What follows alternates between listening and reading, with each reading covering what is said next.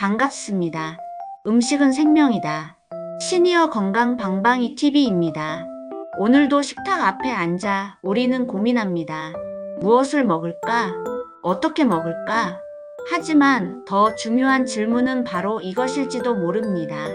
내가 지금 먹는 이 조합, 과연 건강에 좋은 걸까?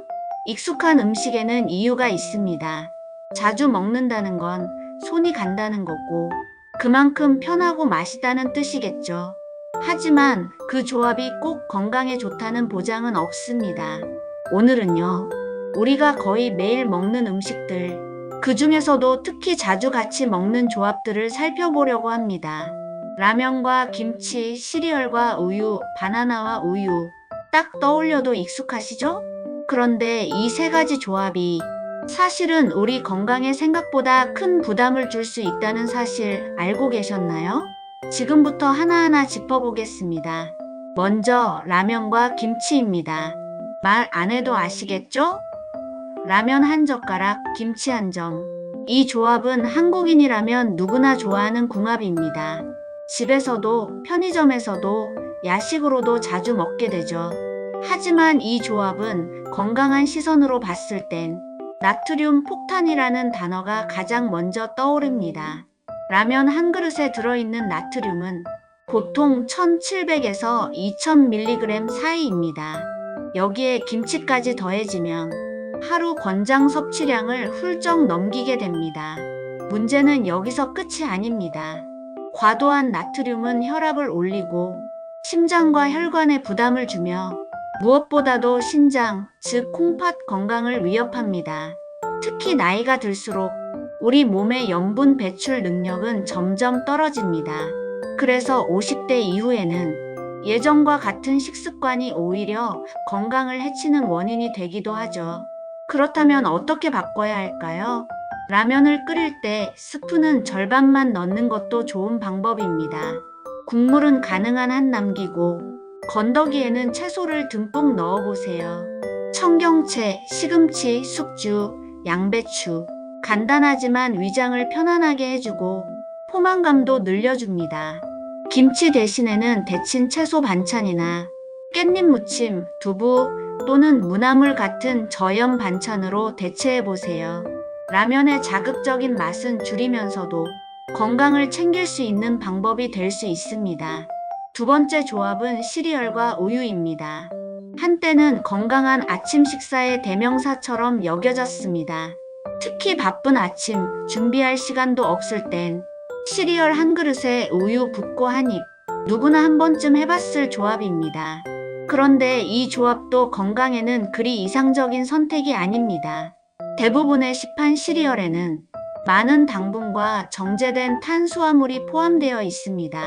한 컵 분량의 시리얼에 무려 20g 가까운 당이 들어있는 경우도 있습니다. 여기에 우유까지 더해지면 당 흡수는 더욱 빨라지고 혈당은 순식간에 올라갑니다.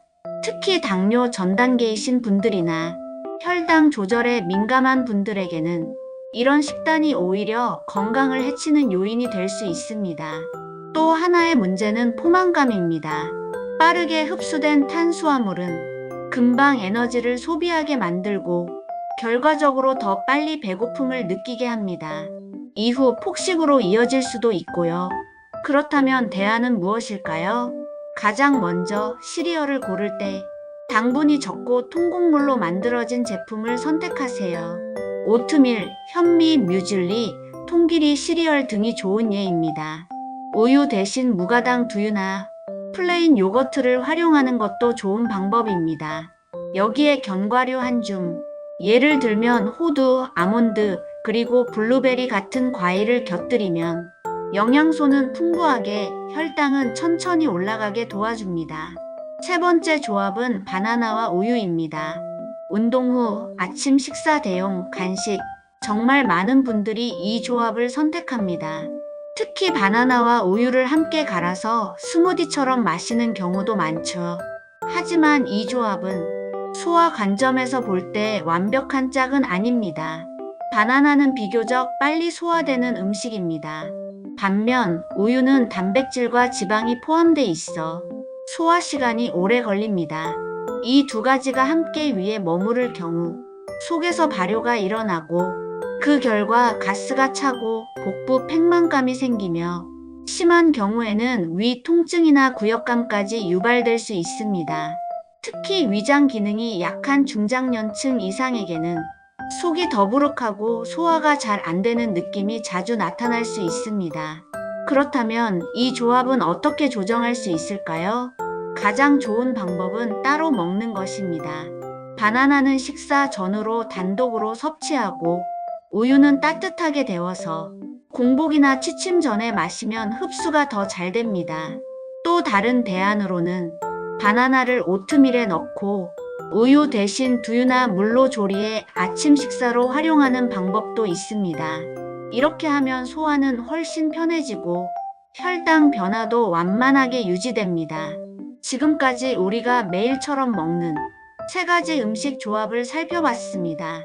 이 조합들이 무조건 나쁘다는 건 아닙니다. 문제는 그 빈도와 방식입니다. 나이가 들수록 우리 몸은 예전처럼 다 받아들이지 않습니다. 조금씩 조심해야 할 것들이 생기고 그 조심이 곧 건강을 지키는 힘이 됩니다. 음식은 매일 반복되는 습관입니다. 좋은 음식도 좋은 조합으로 먹어야 진짜 좋은 결과를 만들어냅니다. 오늘 이 영상을 보셨다면 아마 내일의 식탁은 조금 달라질지도 모릅니다. 다음 편에서는 또 다른 음식 조합의 진실을 이야기해 보겠습니다. 함께 해주세요.